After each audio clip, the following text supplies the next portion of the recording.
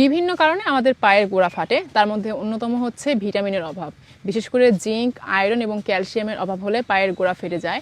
আর এই তিনটা পুষ্টি উপাদানই পাবেন এই মিষ্টি কুমড়াতে।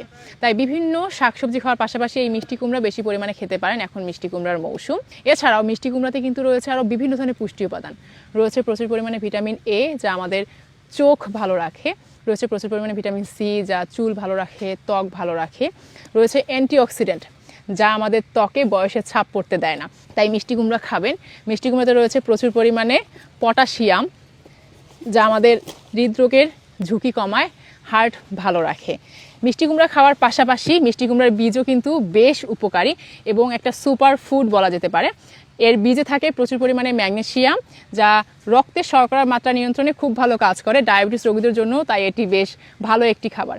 ট্রিপ্টোফ্যান নামক অ্যামিনো অ্যাসিড থাকে এই মিষ্টি কুমড়ার বীজে, যা খুব ভালো ঘুমের জন্য উপকারী।